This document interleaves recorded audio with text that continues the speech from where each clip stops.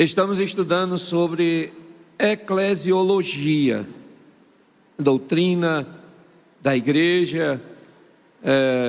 Há 2 semanas atrás estudamos uma lição muito importante que falava sobre a disciplina na igreja, e eu vi muitos irmãos aqui comentando da lição, uma lição muito importante. Estudamos domingo agora passado uma lição que falava sobre a primeira ordenância, que é o batismo, né?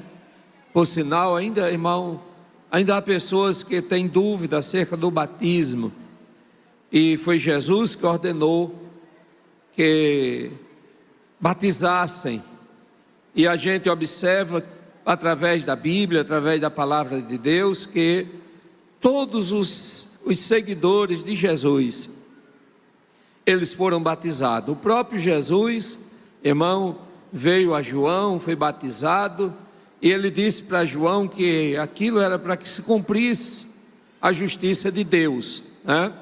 Domingo agora, amanhã estaremos aqui estudando uma lição muito importante, que é a segunda ordenância, que é a Santa Ceia. Esse ato que nós estamos aqui essa noite celebrando, irmão, ele nos reporta ao passado, ao presente e também ao futuro. Quando nós nos reunimos para celebrar a Santa Ceia, nós não estamos nos reportando ao passado, o sacrifício, o sofrimento, a morte de Cristo, e ele diz: fazeis isto em memória de mim. Então a Santa Ceia é um memorial, nós trazemos à memória tudo quanto Jesus sofreu e passou por nós. Na noite que ele foi traído, ele tomou o pão, deu graça, deu aos seus discípulos para distribuir com os demais que ali estavam, e disse: isso é o meu corpo que é dado por vós, fazeis isto em memória de mim. Pegou também o cálice, deu graça e disse: aqui é a nova aliança no meu sangue. Portanto, meus irmãos, a ceia é um memorial, mas também é um culto de ação de graça, quando nós nos reunimos para agradecer a Deus. Eu desafio nessa noite, irmão, a qualquer um aqui dizer quantos livramentos Deus já lhe deu, né, irmãos? São muitos livramentos que talvez você nem percebeu, mas são muitos os livramentos.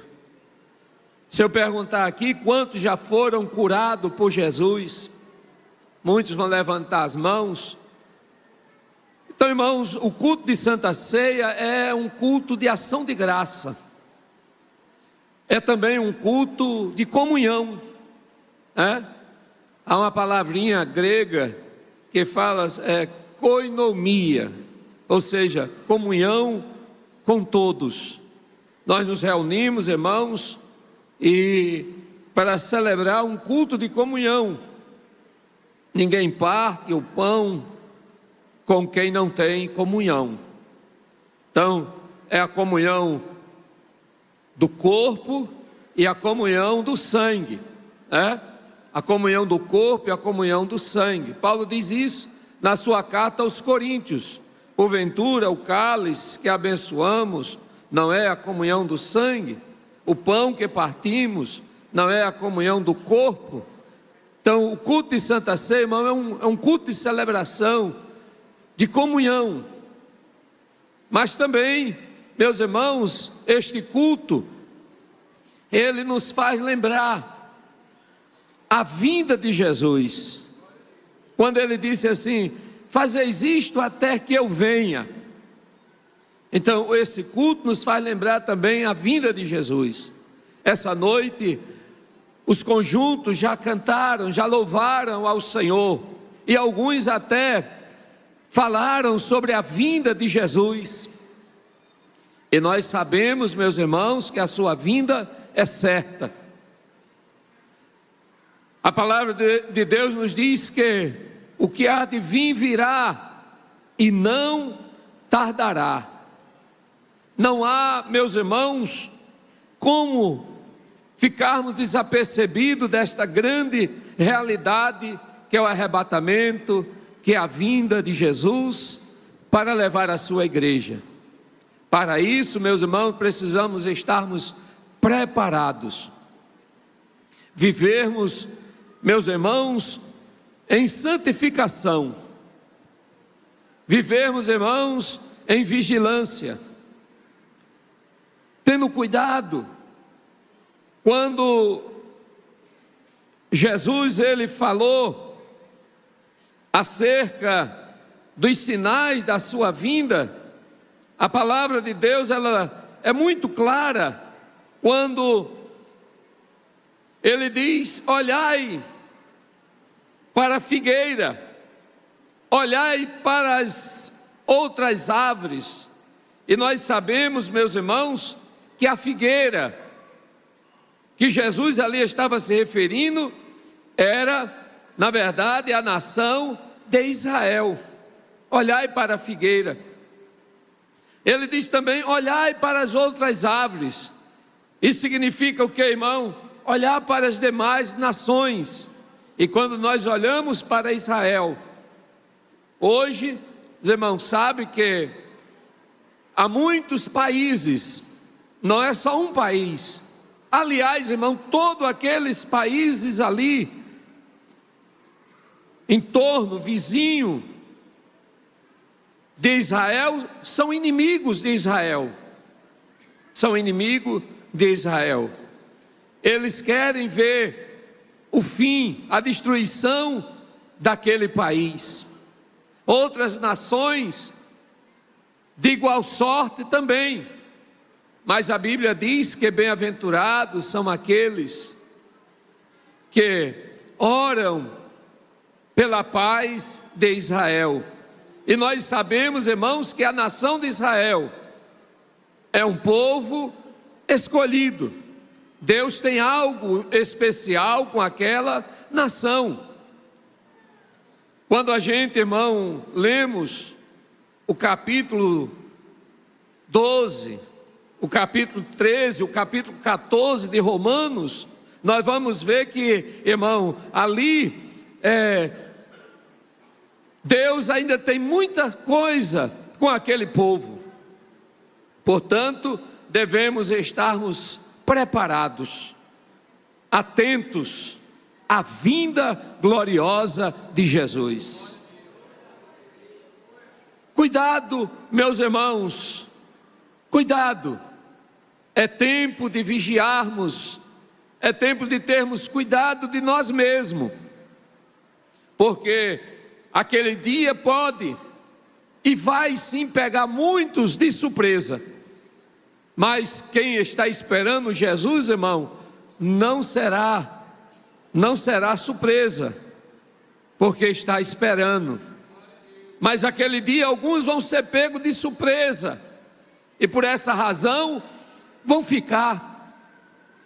Até porque Jesus disse, irmão, que muitos na sua vinda, eles estarão preocupados com esta vida, com as coisas desta vida. Mas a Bíblia diz: se já ressuscitasse com Cristo, buscai primeiro as coisas que são de cima. Se já ressuscitasse com Cristo, pensai nas coisas que são de cima e não nas coisas que são terrenas. E Deus abençoe a sua vida. Você está aqui esta noite para celebrar a Santa Ceia do Senhor. O apóstolo Paulo, ele nos diz: cada um examine-se a si mesmo, e assim como é deste pão, beba deste cálice, porque o que come e bebe indignamente, come e bebe para a sua própria condenação, não discernindo o corpo do Senhor. Você tem um juiz dentro de você mesmo, que é a sua consciência, meu irmão. Você tem um juiz dentro de você mesmo, minha irmã, que é a sua consciência.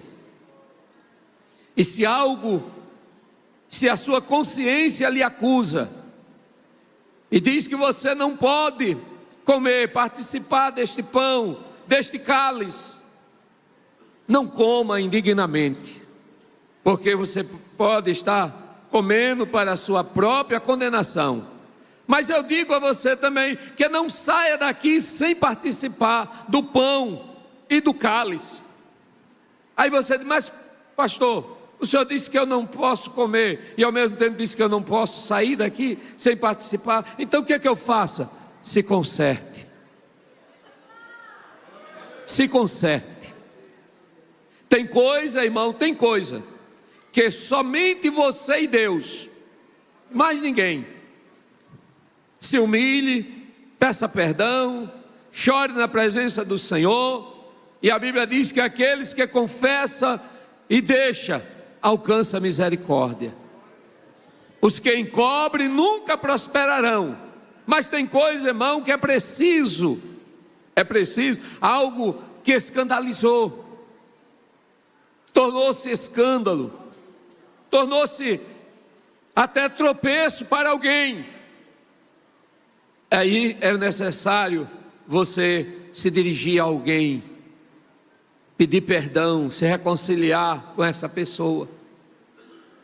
Se escandalizou a igreja do Senhor, se dirija à igreja, peça perdão à igreja, e assim você estará com a sua consciência tranquila.